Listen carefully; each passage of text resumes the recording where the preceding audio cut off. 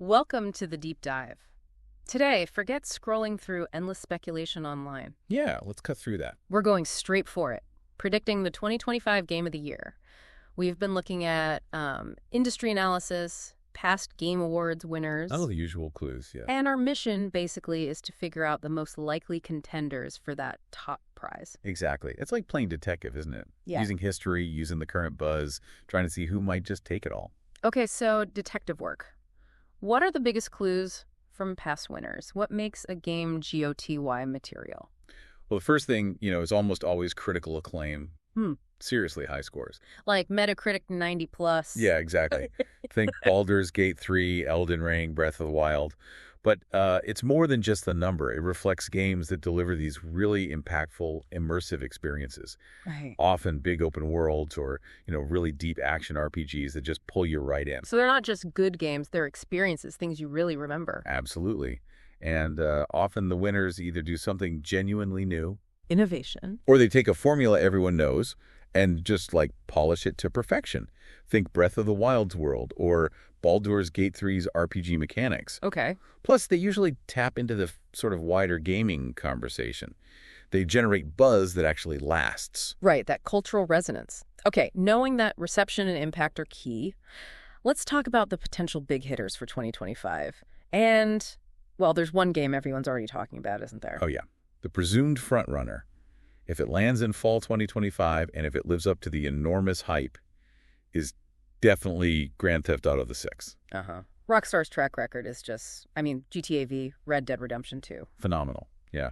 The anticipation is, well, almost unprecedented. Unprecedented feels right. The potential for huge critical acclaim and massive cultural impact feels almost guaranteed, doesn't it? With a big Rockstar release like that. It really does. If they nail it, that's the benchmark for everyone else this year. Okay, but let's play devil's advocate. What if GTA VI gets delayed?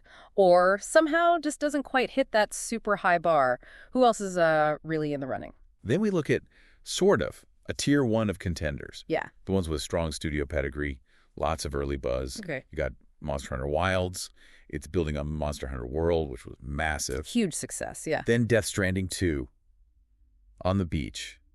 Kojima's unique, very narrative style. Oh, he's interesting. Judas, Ken Levine, BioShock creator. Mm-hmm. Potential for really innovative stuff there, assuming it gets a good reception early in 2025. Right, that's a key condition. And if it launches this year, Marvel's Wolverine from Insomniac. Yeah. Their Marvel games have been fantastic. They really have. So a solid group, strong foundations. What about potential surprises? Dark horses. Exactly. That's our tier 2. Games that could pop, or maybe ones flying a bit under the radar right now. You always get a few games from the first half of the year that suddenly capture everyone's attention. Yeah, the unexpected hits. Right. And while maybe no single early 2025 game has totally dominated yet, we also have anticipated titles like Assassin's Creed Shadows. Feudal Japan is exciting people. Definitely. Though the series hasn't always hit GOTY level historically. True. Then maybe Kingdom Come. Deliverance 2 Second for that deep, realistic RPG fix.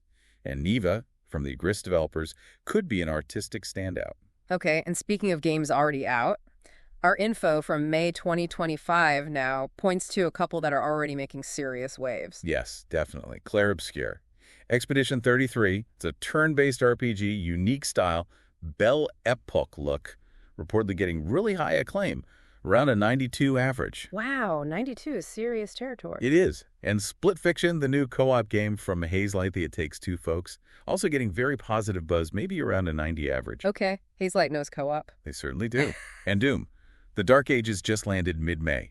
A prequel, strong potential to keep that franchise quality high. So these early releases could really shake things up then. How does this change the prediction picture? It makes the field way more interesting. Look, Grand Theft Auto 6 is probably still the primary prediction if it launches well this fall. Right, the big if. But Clair Obscur. Expedition 33's amazing reported reception, especially in that core RPG genre. Well, that makes it a really strong alternative contender, particularly if GTA VI slips or underwhelms.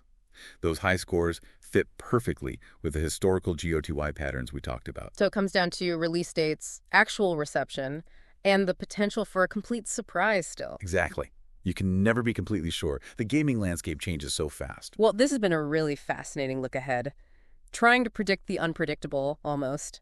It highlights just how many things go into making a game of the year. It really does. And maybe that leaves a thought for you listening. Beyond the scores, beyond the technical stuff, what really makes a game the best for you in any given year? Is it the innovation, the story, the feeling it gives you, that emotional connection? What games from 2025 do you think you'll still be thinking about long after you finish them?